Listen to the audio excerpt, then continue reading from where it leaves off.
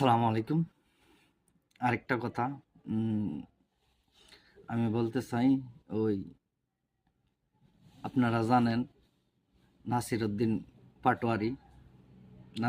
পাটোয়ারি, উনার লাগে অনেক দোয়া করছিলাম ইনশাল্লাহ যে উনি ফাঁস করলে যাতে উসমান হাদি ভাইয়ের বিচারটা হয় বাংলাদেশের মাটিতে। উনি তো ফাঁস করলো না। উনি ফাঁস করলে উনারা ফাঁস করতে দিছে না, হয়তো টাকার বিনিময়ে কেউ বিক্রি হয়ে গেছে। যাক, সমস্যা নাই। তবে আরেকটা মনে কষ্ট রইল, মানে ৩ জন ব্যক্তির লেগে শুধু কষ্ট। এক নম্বরে হইছে শিশির মনির, ২ নম্বরে নাসিরউদ্দিন পাটোয়ারি, ৩ নম্বরে শওকত হোসেন, মানবিক শওকত, নোয়াখালী।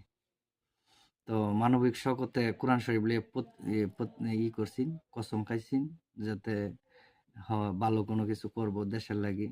১ টাকা সুদ খাইব, মানে ঘুষ খাইব না, ১ টাকা বেইনসাফি করব না, এরকম কোনো কিছু চাইছিল। তো দেশের মানুষে আর ওনারা এমপি হইতে দিল না।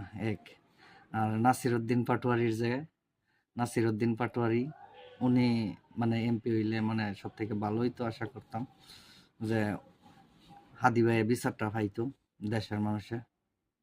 তে মানে সবাই তো মানে এই বাংলাদেশের মধ্যে যারা আছে ১০০-র মধ্যে ১০ ভাগ মানুষের বিচার চায়, আর ৯০ ভাগ মানুষই বিচার চায় না, চায় খালি অশৃঙ্খলা কারে মাইরা খেলা জিততে পারে, এই আর কি। তো সব থেকে বড় কথা হয়েছে গিয়া, মনে করেন যে অনেক কষ্ট পাইছি আর কি, মানে এই ৩ জন ব্যক্তির লেগিয়া। যদি এই ৩ জন ফাঁস করতো তো দেশটা মোটামুটি আরেকটু আগায়া যাইতো। তবে সব থেকে বেশি কষ্ট পাইছি আর শিশির মনিরের লেগিয়া। শিশির মনিরের প্রত্যেকটা কথার মধ্যে যুক্তি আছে। তো দিরাইশাল্লাবাসী তো অনেকেই মানে আমরা সুনামগঞ্জের মধ্যেই পড়ছে, যাক সমস্যা নাই। সুনামগঞ্জের মধ্যে পড়ছে, আমরা রয়েছে তায়েরপুর, তারা রয়েছে সুনামগঞ্জ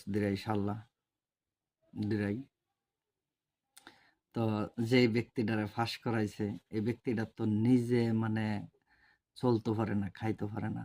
যদি হ্যাঁ নিজে চলতে পারতো, খাইতে পারতো, আমরা তো দেখতেছি মোবাইলে কি হইতেছে না হইতেছে, মানে ৩ জনে দইরা।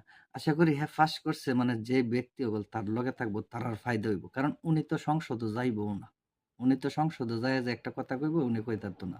আর শিশির মনির সাহেবের তো মানে দেশের লাগি মানে কোনো কিছু করলে হইলে মানে কাজ কাম অনেক কিছু ফাইল হইলে এই এলাকার